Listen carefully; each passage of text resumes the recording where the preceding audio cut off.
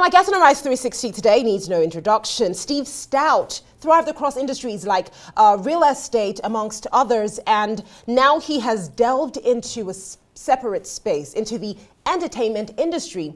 Now, he's delving into the entertainment industry as an executive at Sony and Universal Pictures. Now, his professional stints also earned him working relationships with several notable artists, including Mariah Carey, Nas, The Fugees, No Doubt, Dre, Celine Dion, U2, Faith Hill, Jay-Z, just to mention a few.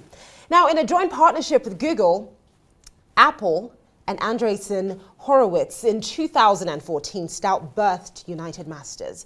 It's a technology platform that empowers over 1.9 million global independent artists to distribute their music and earn.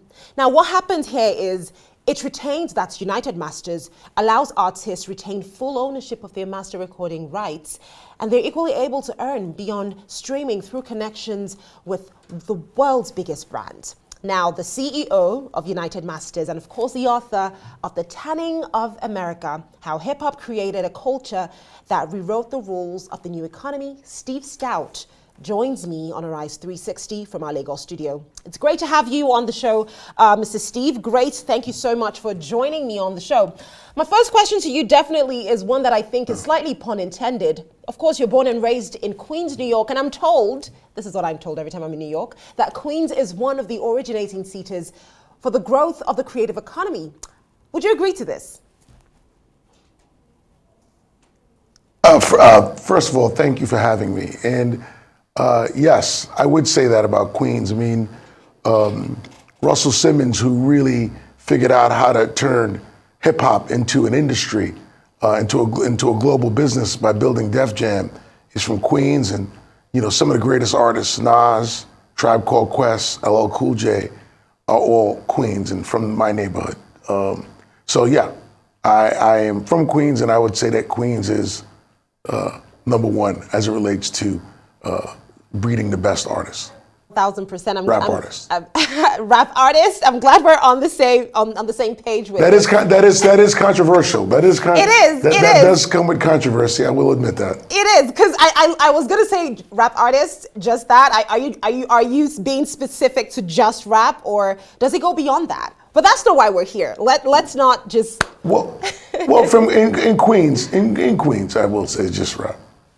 Okay, all right. Let's talk about the fact that you went from being a music executive in the 90s to building an illustrious career within music, not just music, and advertising. How did this transition happen? And I know it might be a whole book of explanations, but if you could just summarize how we got here in the first place. You know, honestly, what I realized was that, you know, hip hop music and just music in general was moving popular culture. Not only was you selling music, but the clothes that people would wear and just how it changed fashion and style and the ways people spoke. I felt like, you know, music was just bigger than the music they were selling. And the only way to open that up for me, my way in, was through advertising.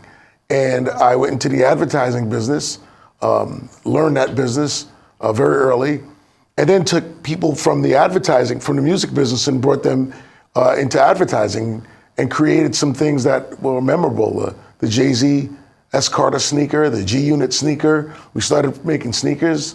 Then we made I'm Loving It for McDonald's. It's the tagline they still use to this day. And I had Pharrell work on that with Pusha T. And so it was literally taking ideas from the music business and knowing that it was a much larger, impactful platform than just selling music, and figuring out how to create a much larger economy around the music than just selling CDs or songs.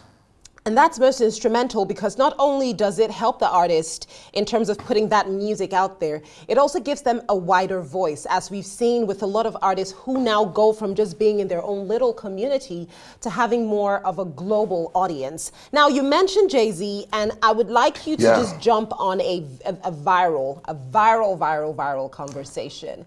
$500,000 or lunch or dinner with I know what you're about to say. And I'm going to tell you why I'm asking. With the person you most admire, what would it, because I mean, I'm going to tell you why I'm asking, but I need you to just jump on that. What would you advise, or what would you go for, honestly speaking? Well, for me specifically, I would go for the meeting. Creating relationships and creating networks. Look, I'm sitting here today to speak to you very proudly about our partnership with Apple and Google and Andreessen Horowitz. Like, these came out of deep relationships. This wasn't, if someone gave me $500,000, I wouldn't be able to say Apple is my partner, Google is my partner. It came from creating relationships and creating a network. So for me specifically, creating that network and having that relationship is worth a lot more than $500,000. Now, some people may say I could take $500,000 and invest it and turn that into a lot of money. But if you're looking for exponential value on time or money, for me, time in with somebody has benefited me throughout my career. So that's my answer to that question. Love that. Now, the reason I asked that is because you have United Masters as a platform.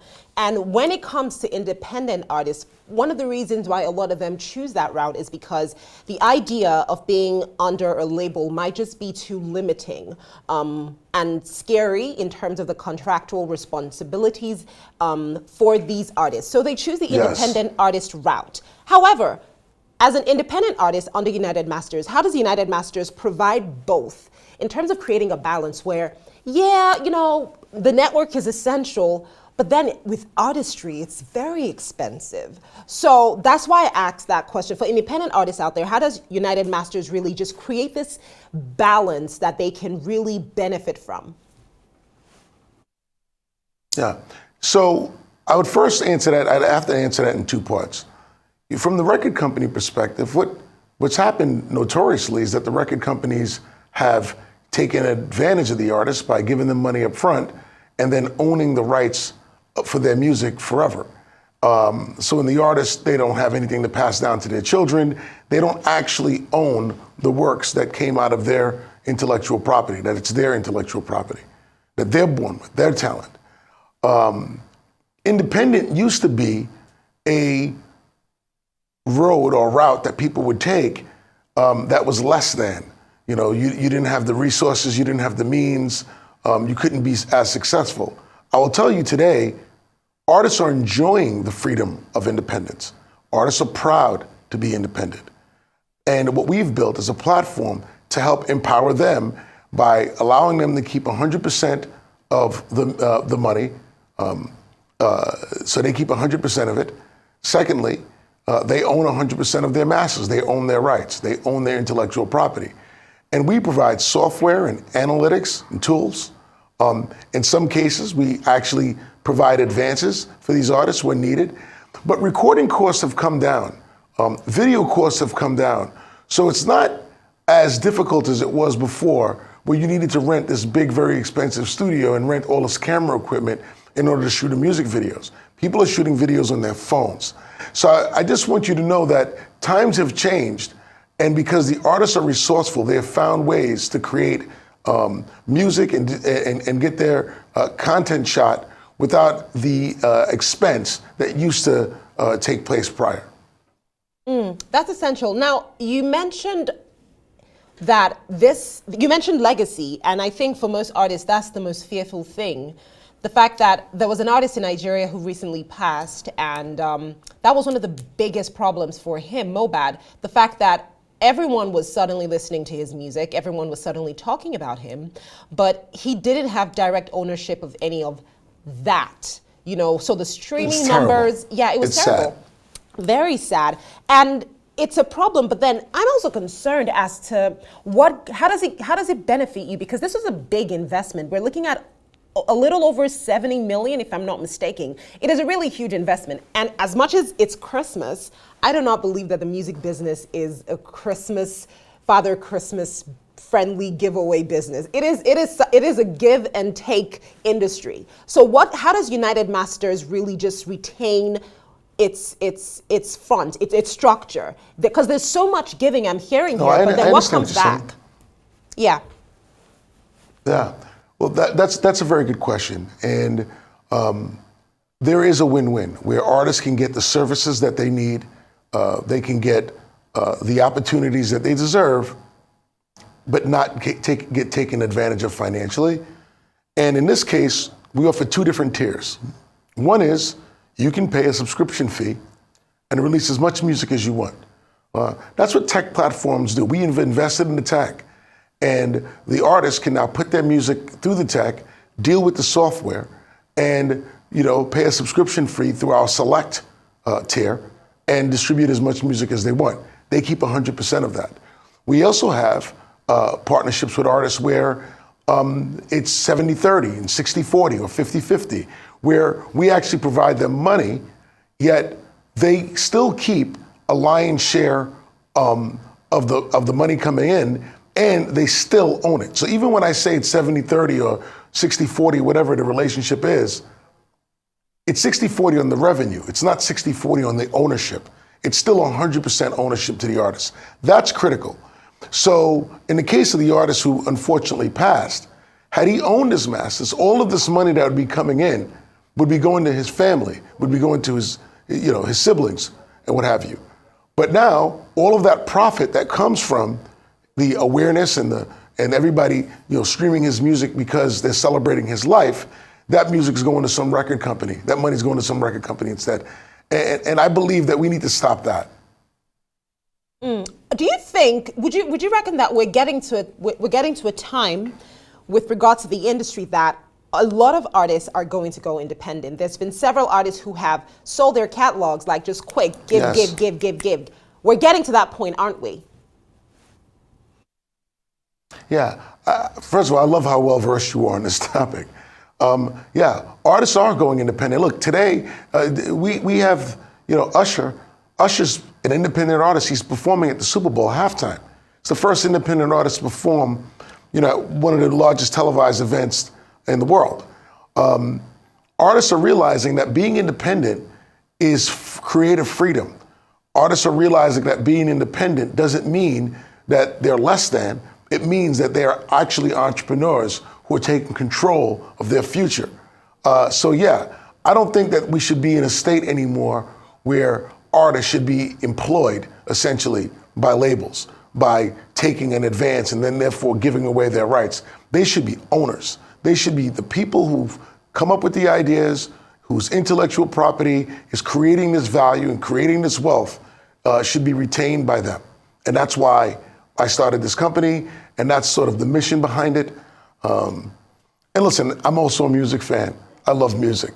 I grew up in Queens, loving rap music, being consumed by it. I tried to rap, that didn't work out too well.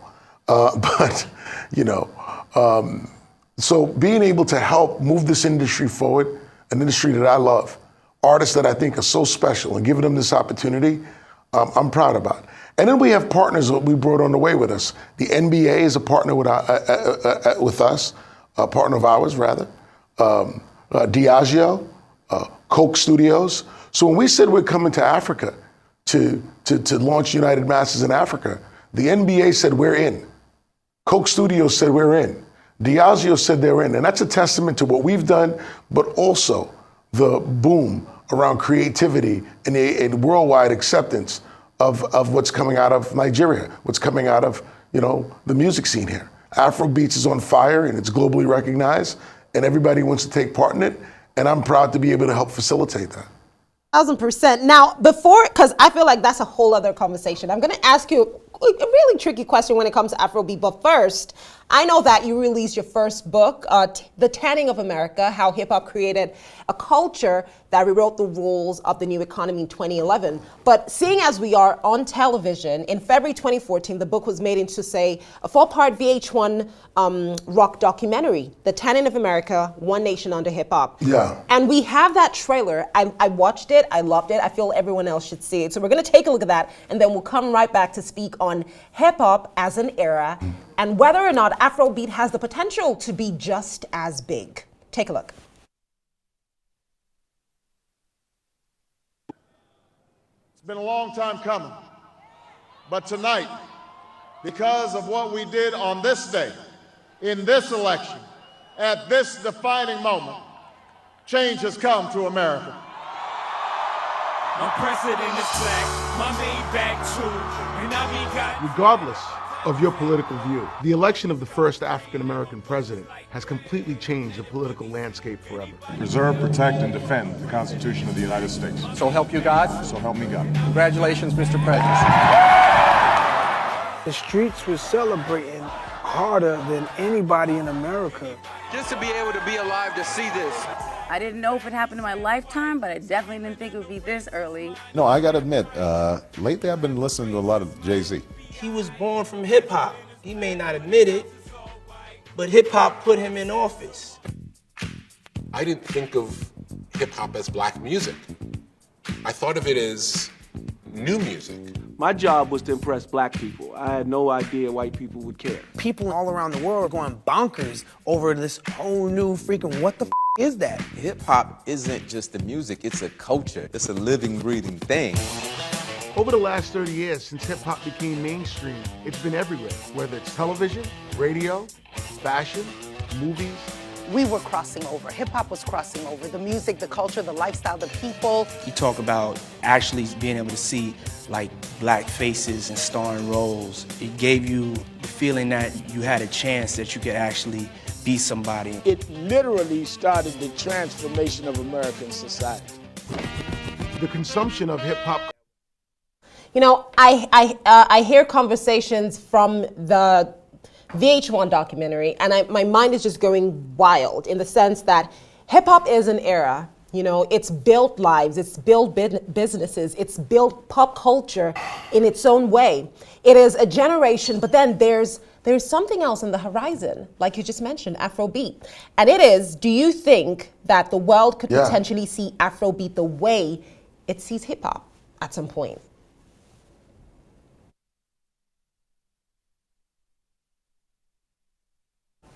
Okay, I'm gonna just repeat that question. So I was saying that, you know, hip hop has an era, and I'm just curious as to whether or not the world at some point could see hip hop the way it sees, could see Afrobeat rather, the way it sees hip hop. You know, what are some predictions on this groundbreaking genre that we have that is Afrobeat? I believe that Afrobeats and hip hop are that Afrobeats is an extension of hip hop. It takes some of hip hop and evolves it and moves it forward. And that it has the exact same trajectory of growth of being a global music format that people move to. You know, the songwriting is there, the creativity is there. I think what's important is that the artists that come from Afrobeats are proud and they claim it. That was very important for hip hop, that the artist said, this is hip hop. They fought to make sure that it was a category in the Grammys. They fought to make sure it was acknowledged. And I think that once you have that advocacy around Afrobeats globally, that it's going to take the same trajectory. I see it, I feel it now. I mean, you got great artists like Davido and what, you know, all of the he's an amazing talent, amazing businessman. And, you know, being acknowledged by the Grammys, you know, he's going to come out to, you know, Los Angeles and clean up. That's my early prediction, because he's that talented, and he's that talented as a producer, songwriter. So yes, I believe wholeheartedly in it. You have SARS. We work with SARS Academy. We have a partnership with SARS, an amazing businessman who's helping bring the next level of talent up through his academy, and we help support that in our partnership. So I see those similarities, and my bet and prediction is that Afrobeats will become the next popular music in the globe. Well, Steve Stoute, as much as I have got, I wish we had like a whole hour because I have so many questions for you. But we've got to wrap this up soon, and I just want to get I want to glean from your wealth of wisdom. I watched a clip where you said something that really stood out for me. You said at some point while you were going through a transition, you went from $2.5 million a year to about $150,000. And I was like, that is a dynamic lifestyle change, you know? And I just want to know, as an entrepreneur, you know, you've worked with several brands, you've worked with several artists, you've been through different career paths as well. What would you say within the music business are some of the ways that we can do better, some of the way the artists can do better, because apart from the entertainment, it is a business as well. So what are some of the things that they should look out for more, you know, in your own thoughts? I think, I think the first era is who you hire as your lawyer. I think in the music business, what I've seen young artists typically do is they hire like the first lawyer that gets on their radar screen. They don't shop for lawyers. They don't really get a feel on who has their best interests at heart. Because it's a very, the industry is it's very close-knit. So a lot of the lawyers have the relationships with the record companies and are incentivized to not necessarily do the best thing for you. So you got to pick your lawyers right. I also believe that artists now have to accept that they are brands. They need to understand what that brand is. They need to understand how to partner with other brands. They have to become brand ready. And that takes time and seriousness, that you got to think about it being bigger than music and think about yourself as a brand, as a billboard. And how do you want people to see that, and how do you want to project that? And what are the kind of partnerships that you want to enter in? What is right for you? That's my advice for young artists today. And you know, we built United Masters, where we have some of that insights and that education within our tools to help our artists understand better how to promote themselves and who they should be as a brand and what are the next steps to take. So I'm open for business. I'm happy to be here. I'm proud that we launched this company in America, and now the next place that we can launch it is in Africa with great partners again like Coca-Cola, Diageo, and the NBA on board initially to help further the reach of the local artists. And this is a great time. This is a great time for Nigeria. It's a great time for Africa, and it's a great time for United Masters. 1,000%. It is definitely a great time. Steve Stoute, I want to thank you for being a part of the show and just letting us just seep in from your wealth of experience in the industry. Thank you so much for joining me on the show, and good luck with every project that you have while you are here in Nigeria. Congratulations on that.